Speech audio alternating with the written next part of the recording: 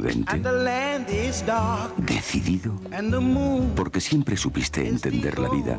¿Cómo no ibas a escoger ahora un Renault 19 Driver? Te llevas el equipamiento más completo y hasta un radiocassette con frontal extraíble. Y por solo 1.445.000 pesetas. Nuevo Renault 19 Driver. ¿Qué culpa tienes tú de que te guste lo bueno?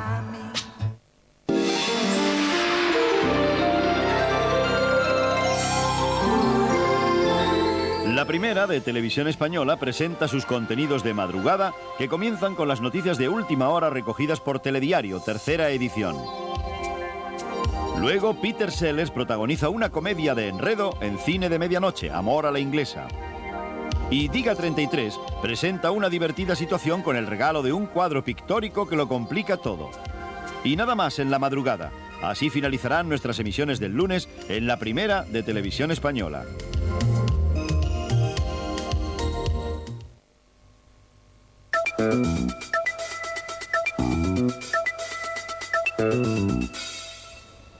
Buenas noches. Sin aliento. El mundo ha contenido la respiración durante las últimas 80 horas, las horas que ha durado la crisis rusa. Les ofreceremos las últimas novedades desde Moscú y en estudio contaremos con la presencia del embajador ruso en España. Pero antes les adelantamos en sumario el resto de las más importantes noticias del día.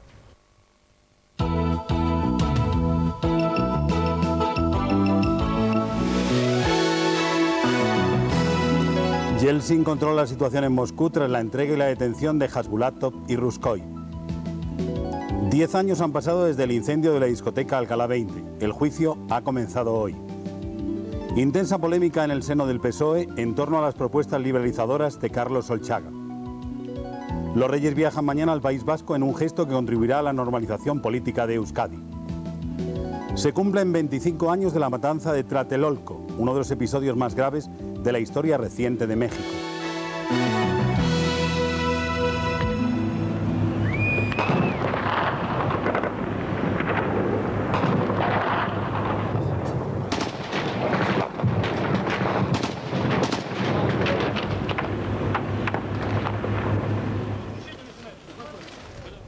Yeltsin ha impuesto el toque de queda, pero aún a estas horas continúan escuchándose disparos en Moscú.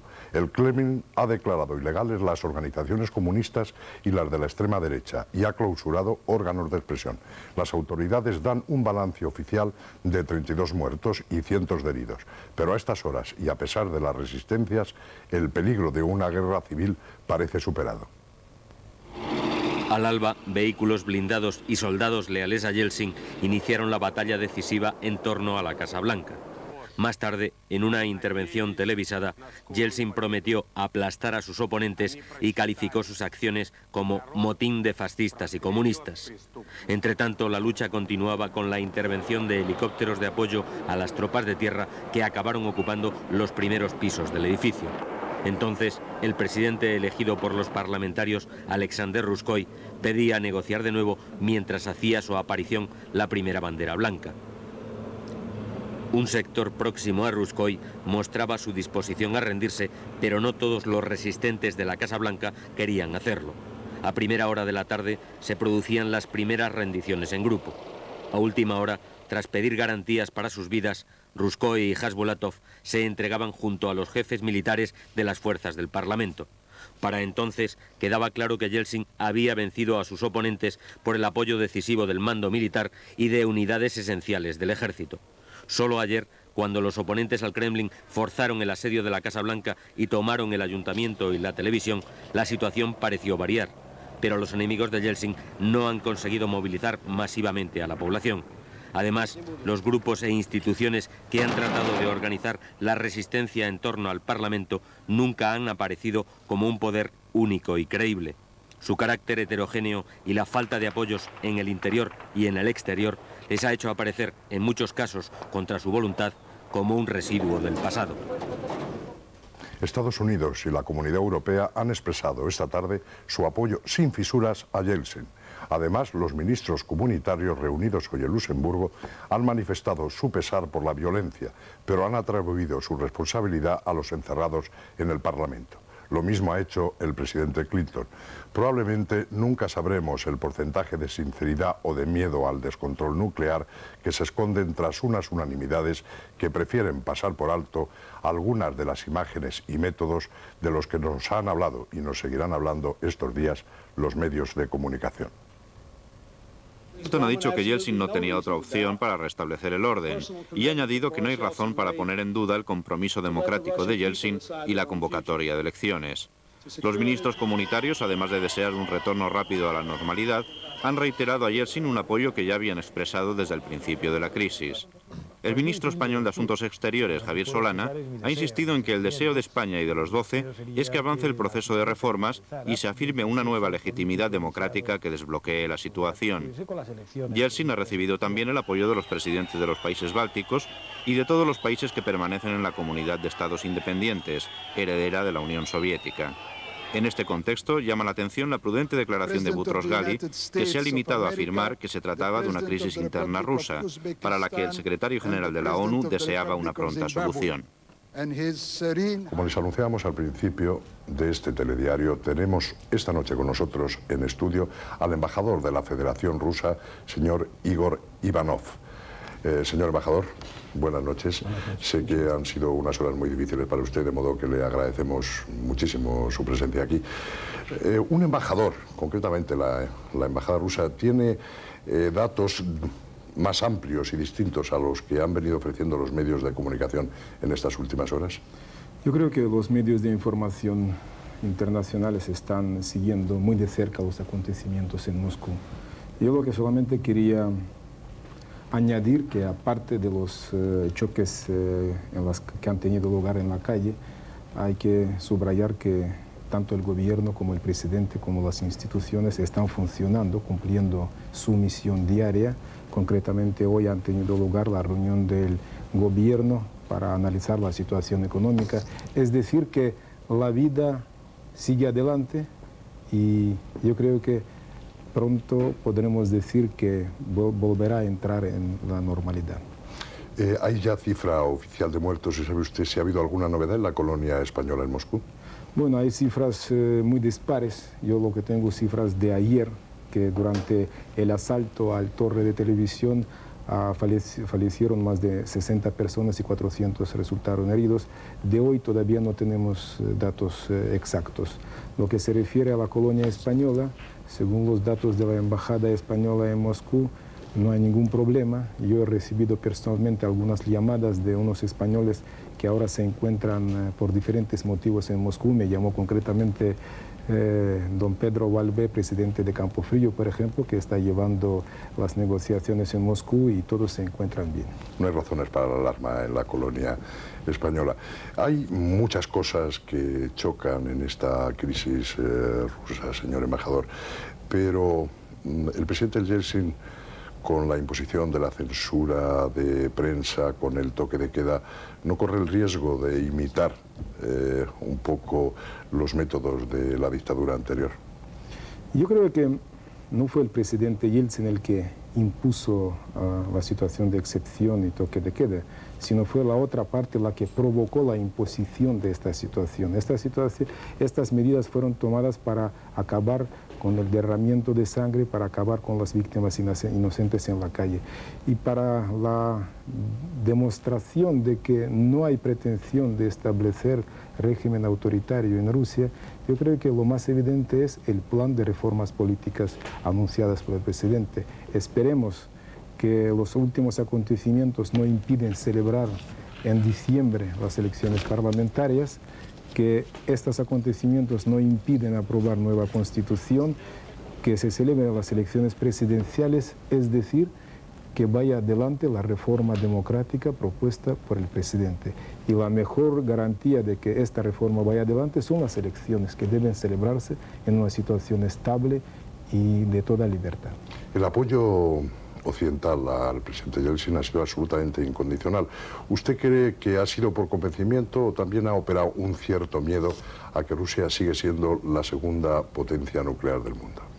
Yo lo que creo que no es que ha operado el miedo, sino ha operado el realismo y el pragmatismo, si quiere, porque todo el mundo, yo creo que está interesado, el Occidente también, que Rusia sea un país libre, democrático, estable, que sea un partner fiable y seguro en el futuro. Y para que sea esto, hace falta que las reformas democráticas promovidas por el presidente Yeltsin avanzan. Y yo creo que en el Occidente han comprendido bien, si hubiera ganado la rebelión en Rusia, entonces sí que en el mundo habría más miedo y sí que en el mundo habría más peligro. Ojalá que eso no ha ocurrido. Gracias. Señor embajador, le reitero, muchas gracias por estar esta noche con nosotros. Muchas gracias a ustedes. Gracias. Casi 10 años después de la tragedia en la discoteca Alcalá 20 de Madrid, hoy ha comenzado el juicio contra 7 de las 8 personas acusadas del incendio. El tribunal ha decidido que se juzgará aparte a uno de los copropietarios de la discoteca, Juan Antonio Iglesias, si éste llega a reponerse de la grave enfermedad que padece. En el incendio murieron 81 personas y otras 29 resultaron heridas. Los extintores no funcionaron, la manguera no tenía suficiente presión y las luces de emergencia no se encendieron. Debía haber 6 salidas, pero solo había 3 y estaban mal señalizadas. Por eso y por el material inflamable de la sala, el fuego corrió más a prisa que las víctimas. El fiscal considera que los acusados cometieron imprudencia temeraria y que 2 de los copropietarios falsearon documentos oficiales. Pide en total 13 años de cárcel, 1.200 millones de indemnización y declara al Estado responsable civil subsidiario. El juicio ha comenzado a pesar de la ausencia de Juan Antonio Iglesias, uno de los principales acusados que, según el informe forense, sufre una hemiplegia progresiva e irreversible. La acusación particular y varios abogados de la defensa han pedido que se aplace el juicio y van a recurrir la decisión del tribunal de continuarlo para evitar más demoras. Precisamente, el presidente del Consejo del Poder Judicial ha dicho hoy que es urgente la reforma procesal para evitar retrasos de este tipo. Hace casi 10 años de la tragedia, muchos años como para lamentar una desgraciada efeméride, pero demasiados como para comenzar el juicio. Que en el día de la fecha Nueva suspensión en el juicio de la operación Nécora. Esta vez es Ricardo Portavales, el narcotraficante arrepentido, quien tiene problemas de salud. Según el informe médico forense, Portavales sufre una infección renal y no estará en condiciones de testificar durante 3 o 4 días. Para la sesión de hoy estaba previsto que el fiscal antidroga continuara interrogando a Portavales sobre otros acusados, entre ellos el presunto capo Laureano Oubiña. presunción de inocencia. Una vez más, Carlos Solchaga ha sido animador del cotarro político interno de su partido.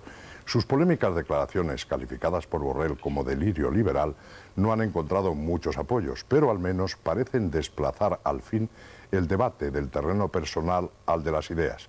Debate que, por supuesto, no ha hecho más que comenzar. No todo han sido críticas a la propuesta de Solchaga. Para el líder de los socialistas vascos, Ramón Jáuregui, las palabras de Solchaga pueden muy bien ser una provocación, pero según él, en el mejor sentido, es decir, una provocación a la reflexión y el debate de propuestas. En la misma línea, el ministro Corcuera ha dicho que a veces es necesario que los debates se desarrollen con toda crudeza para conseguir soluciones a los problemas del país. Otro ministro, José Antonio Griñán, ha defendido también a Solchaga, aunque no comparte su propuesta. Según Griñán, la actitud inadecuada fue la del ministro Borrell, que contestó a Solchaga utilizando a los medios de comunicación y sacando así el debate del contexto interno del partido. Otros, como el líder de los socialistas andaluces, Carlos San Juan, o el presidente madrileño, han sido bastante más críticos y han dicho que Solchaga está muy a la derecha del PSOE y que la teoría de que el libre mercado lo soluciona todo es bastante estúpida. Hombre, yo creo que los liberales, y no digo con esto que el Solchaga lo sea en el sentido estricto, ya nos han hecho bastante daño a este país, a Europa y al mundo en general, para que pasen un poco a callarse la boca. A las polémicas declaraciones de Solchaga se ha referido también el presidente del Partido Popular, José María Aznar, en México, en la última jornada de su gira por 3 países sudamericanos. Aznar fue recibido hoy por el presidente mexicano, Carlos Salinas de Gortari. En su último día de estancia aquí en México, el presidente del Partido Popular se ha referido a unas polémicas declaraciones del portavoz socialista en el Congreso, Carlos Solchaga. Yo hace mucho tiempo que no comparto las declaraciones del señor Solchaga, pero si eso fuese así, el señor Solchaga no tendría que hacer declaraciones, sino que dar explicaciones, porque quien ha sido ministro de Economía durante 7 años y ahora dice que España no puede pagar a vagos, será porque él los ha estado pagando durante 7 años. Por lo tanto, si eso es verdad, que nos devuelvan el dinero. Es lo que yo tengo que decir. El presidente del Partido Popular ha hecho un balance muy satisfactorio de esta gira por Venezuela, Colombia y México, afirmando que se ha culminado el proceso de plenitud de las relaciones internacionales del Partido Popular. Muy satisfecho de haber podido culminar en 3 años una tarea que al principio, tengo que decir que le hubiese dado yo algunos años más. Han ido la cosa bastante deprisa.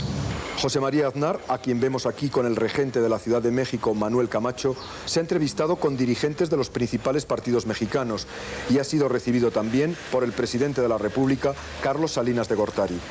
El señor Aznar se ha mostrado favorable a la repatriación de restos de los españoles ilustres muertos en el exilio. En algún momento, sin prisas, pero tampoco sin olvidarnos de ellos, podrían descansar muy bien en su tierra española. No se ve por el momento de dónde van a salir los apoyos y los votos en el Parlamento que el Gobierno necesita para aprobar los presupuestos. La postura del Partido Popular y también la de Izquierda Unida no han sufrido variaciones. Se diría más bien que se ha radicalizado. Quedan las conversaciones con los nacionalistas todavía abiertas. La pelota presupuestaria, pues, sigue en el tejado.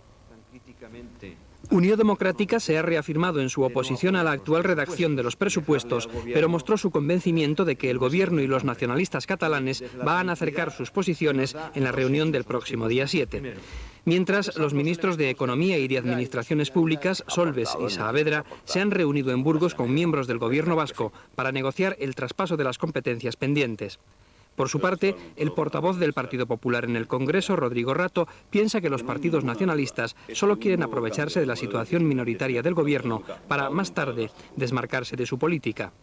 El coordinador de Izquierda Unida, Julio Anguita, ha insistido hoy en que esta coalición convocará movilizaciones contra la política económica y social del Gobierno.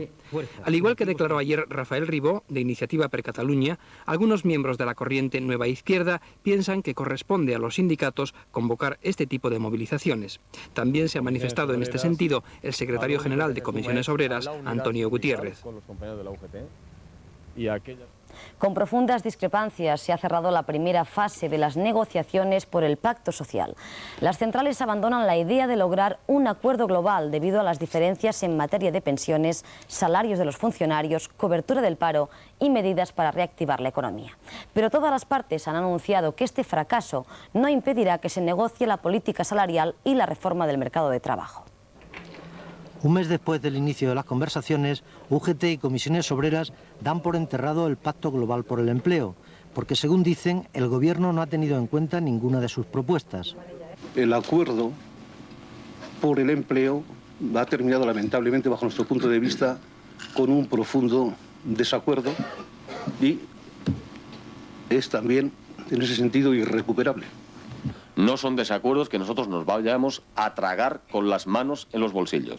El Ejecutivo ha acusado a los sindicatos de negociar con posturas pactadas de antemano cuando todavía no se ha discutido sobre moderación salarial y reforma del mercado laboral, los temas claves del Pacto por el Empleo. Con un intento, yo diría, de ruptura del modelo de negociación que hasta ahora se había planteado y con ciertas amenazas de movilizaciones, tema que no sé si tendrá que ver o no con la posición adoptada por algunas fuerzas políticas. Evidentemente se puede gobernar con pacto o sin pacto, pero la salida de la crisis será más fácil o más difícil según se haga pacto o no se haga el pacto. Los empresarios, por su parte, se han comprometido a mantener las actuales plantillas si se logra un acuerdo de moderación salarial antes de finales de octubre. Si se quiere, de verdad, mantener un compromiso eficaz, general y global, de mantenimiento de puestos de trabajo, donde se produzcan excepciones en 1994, seguramente tendrá que hacerse más esfuerzo en el aspecto salarial. El rey y el Endacari Ardanza, de acuerdo. La visita que harán mañana los reyes al País Vasco es un síntoma de normalidad democrática, mal que les pese a quienes creen que solo ellos interpretan el sentir del pueblo vasco. Este país es un país abierto, este es un país que está, por tanto, con las puertas abiertas a quien quiera visitarle y razón de más si quien quiere visitar es una persona tan singular y tan cualificada como es el jefe del Estado y, por tanto, es el rey. Por consiguiente, creo que en cualquier momento la visita del rey es oportuna y otra cosa será que intereses de unos o de otros pues puedan hacer que esa visita se vea envuelta en un momento determinado pues por más o menos oportunidad.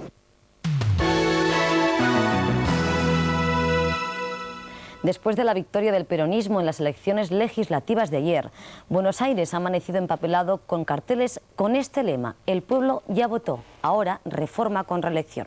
Después de este nuevo apoyo de los electores argentinos, Carlos Menem pretende reformar la Constitución para poder ser reelegido presidente en 1995. Los peronistas consiguieron ayer por lo menos 126 escaños en unas elecciones que renuevan parcialmente la Cámara de los Diputados. Los radicales, segunda fuerza política del país, mantienen sus 84 escaños y pueden sumar uno más. Tras estos resultados, Menem solo piensa en hacer posible lo que cree firmemente, que le hacen falta 4 años más para situar a Argentina entre los países más importantes del mundo. Tiene a su favor el apoyo del pueblo, que ha votado al peronismo a pesar del severo plan económico de ajuste que ha empobrecido a las clases más bajas. Y tiene en contra la Constitución argentina, que impide a los presidentes presentarse a la reelección en periodos consecutivos. La solución sería reformar la Constitución, pero el peronismo no tiene los suficientes escaños para hacerlo y los partidos de oposición están en contra. Menem ya está pensando en convocar otra vez al pueblo para consultarle sobre la reforma constitucional, porque aunque el resultado no es vinculante, la oposición no podría negarse a la reforma si la aprobasen los ciudadanos. Otra cosa es que en 1995 los votantes confíen todavía en Menem, pero como él mismo dice, el que no arriesga no gana. Sorpresa. Estados Unidos ha decidido reforzar con 200 soldados más su presencia militar en Somalia. Los últimos enfrentamientos en los que han muerto al menos 12 soldados estadounidenses han precipitado la decisión, una decisión que ha sorprendido en Washington, ya que lo que se esperaba era la retirada de parte del contingente norteamericano. El perseguido general Haití se está convirtiendo en una pesadilla para Estados Unidos. Su última operación en Mogadiscio, para capturar a algunos de sus ayudantes, acabó en encerrona. Primero, 2 helicópteros de Estados Unidos fueron derribados. Después, los soldados que acudieron en su ayuda fueron también atacados por los guerrilleros de Haití. El resultado, 12 marines muertos, más de 70 heridos y alrededor de 500 civiles también heridos. Algunos somalíes llegaron incluso a pasear los restos de los soldados muertos por las calles de Mogadiscio. El secretario de Defensa estadounidense, Les Aspin, ha confirmado que al menos un soldado ha sido tomado como prisionero, aunque el número total podría elevarse a 20. Aspin ha advertido a los rebeldes somalíes que su país responderá con contundencia si estos prisioneros resultan maltratados.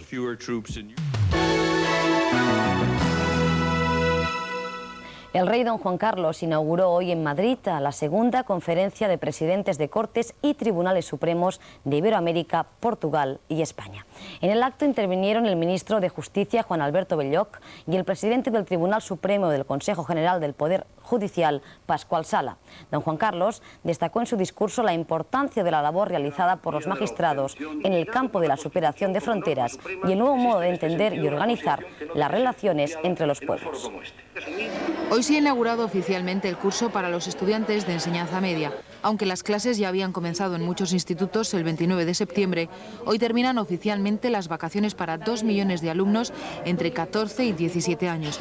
Este curso se seguirán implantando los nuevos planes de estudio de la reforma que siguen ya más de 125.000 alumnos que estudian en centros gestionados por el Ministerio. Los comercios de Cataluña podrán abrir los domingos y festivos, y entre semana no tendrán un horario limitado. Así lo determina una sentencia del Tribunal Constitucional que declara inconstitucionales varios artículos de la Ley de Comercio de Cataluña que limitaba el horario comercial y prohibía abrir los domingos y festivos. El tribunal considera que esas restricciones atentan contra la libertad de horarios establecida por el decreto Boyer. Millones de mujeres de todo el mundo viven en condiciones infrahumanas sin poder disfrutar de alojamiento ni servicios básicos. Así lo ha denunciado la ONU coincidiendo con la celebración del Día Mundial del Hábitat. Su secretario general, Boutros Ghali, recordó que las diferencias entre el norte y el sur se agudizan en el caso concreto de la población femenina. Una mujer africana tiene 500 veces más probabilidades de morir durante el embarazo o el parto. Tamara, Lola, Juan y Tania son los nombres de los cuatrillizos nacidos esta mañana en Murcia. Los niños se encuentran en perfecto estado, igual que su madre, María Dolores García, una mujer de 31 años que se había sometido a un tratamiento de estimulación ovárica. El parto, que fue prematuro, se realizó mediante cesárea. El padre de los pequeños, Juan Martínez, trabaja como jefe de sección en un hipermercado. Los cuatrillizos son los primeros hijos del matrimonio. Miles de soldados, policías y equipos de rescate extranjeros desplazados a la zona afectada por el terremoto en la India continúan las labores de desescombro. Bajo las piedras siguen apareciendo nuevos cadáveres, haciendo más palpable aún el horror de este siniestro en el que han muerto más de 30.000 personas. Pueblos enteros, como muestran las imágenes, han quedado sepultados. El objetivo ahora es evitar la aparición de epidemias en la región afectada. Javier Clemente ha convocado 18 jugadores, de los cuales 8 son del Barcelona, para el trascendental partido que España jugará contra la República de Irlanda el próximo día 13. En esta nueva convocatoria no están los jóvenes Guerrero y Alfonso, y destaca la presencia de un elevado número de defensas. Clemente quiere asegurar, como mínimo, el empate. A España le quedan 2 partidos por disputar. Para lograr su presencia en la Copa del Mundo de Estados Unidos 94, debe conquistar 3 de los 4 puntos posibles. Las cuentas de Clemente son anotarse 1 ahora, empatando contra Irlanda, y dejarlo todo para una victoria en el último partido frente a Dinamarca. Para ello, ha diseñado un grupo humano muy a su gusto, con pocos futbolistas alegres e imaginativos y muchos defensas duros, correosos y de gran presencia física. Su opción presenta riesgos, pero Clemente tiene fe en su método. La fuerza física se contrarresta con fuerza física. La suma de ellos de fuerza física con su técnica tiene que ser de un valor suficiente para nosotros compaginar también la fuerza física con la técnica, ¿no? En la lista hay 8 jugadores del Barcelona y ninguno del líder de la liga, el Athletic. Pero lo más singular es que hay 2 centrocampistas, 3 delanteros, naturalmente 2 porteros y nada menos que 11 defensas. Sergi Bruguera ha perdido su primera oportunidad de alcanzar el tercer puesto mundial tras caer derrotado en la final del torneo de Palermo ante Thomas Muster. El aplazamiento del partido a causa de la lluvia no le fue nada bien a Bruguera, que pese a partir como favorito se vio superado por el jugador austríaco en 2 apretadísimos sets. Muster se ha impuesto por 7-6 y 7-5. El sueco Stefan Edberg ha sido el gran beneficiado del pinchazo de Sergi Bruguera en la final de Palermo. Una pista que favorece su juego, como demostró el año pasado en la final en la que se impuso Emilio Sánchez Vicario. En esta ocasión, sin embargo, la presencia de la lluvia modificó la superficie, dejándola blanda y muy pesada. Esto supuso un esfuerzo físico suplementario para los tenistas y el más perjudicado fue el español, quien además acumulaba el cansancio del viaje de regreso de Seúl, donde el pasado fin de semana disputó con el equipo nacional la eliminatoria de Copa Davis frente a Corea. Bruguera lleva una temporada magnífica, ha ganado 5 torneos, entre ellos Roland Garros, y ha sido subcampeón en otros 3. Aunque no ha logrado su objetivo de subir al tercer puesto de la ATP, en Toulouse esta misma semana tendrá una nueva oportunidad. Saldrá como en Palermo de favorito número 1 y tendrá como principales rivales a Piolín, Gustafsson y Chesnokov. El piloto español Jordi Arcarón se encabeza la clasificación general de motos del Rally de los Faraones, tras la segunda etapa de la prueba africana, y supera en 4 minutos al también piloto de Cagiba, Eddie Orioli, que es segundo de la general. Arcarón se ha marcado el mejor tiempo en el primer tramo cronometrado de la jornada, de 361 kilómetros. En el segundo tramo cronometrado, de tan solo 9 kilómetros, Arcarón solo fue superado por el francés Franco Picco, que ocupa el tercer lugar de la clasificación. En coches, el líder de la general es el ganador de la pasada edición, el francés Louis Schessler, a los mandos de un buggy. La segunda plaza es para el Mitsubishi del qatarí Al Jahri.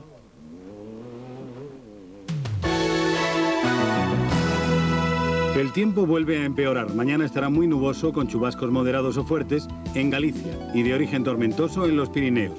Habrá lluvias débiles en puntos del Cantábrico, Castilla y León y Extremadura, e intervalos nubosos en el resto de España.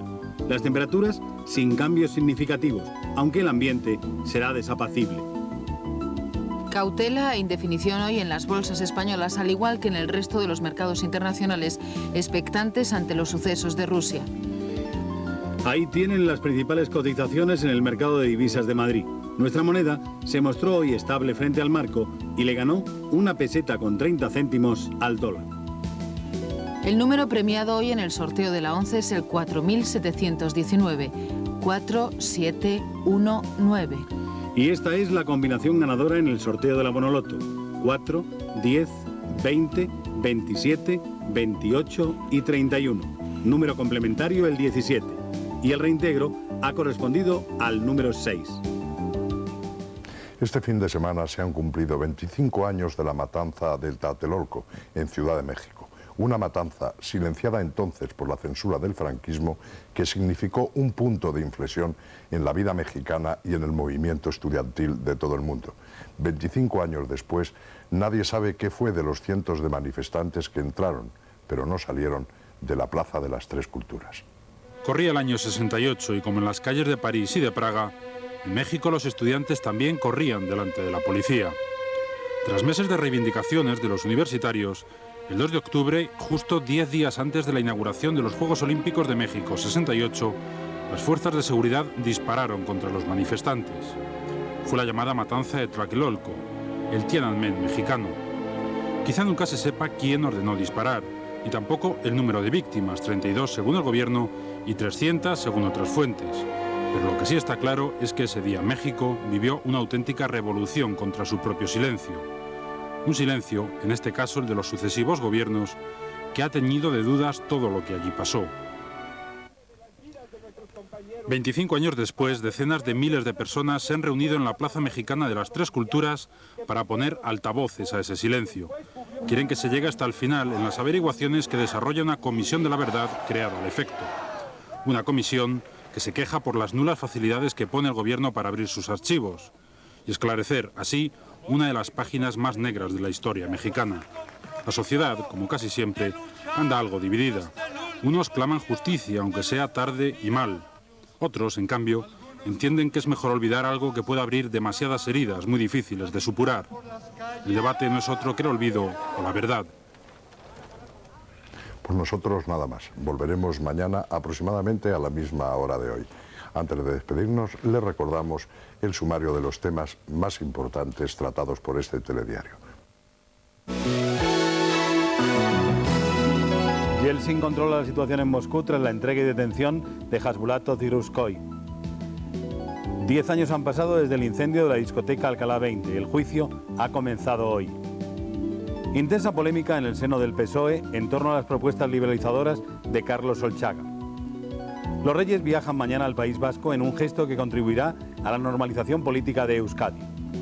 Se cumplen 25 años de la matanza de Tlatelolco, uno de los episodios más graves de la historia reciente de México.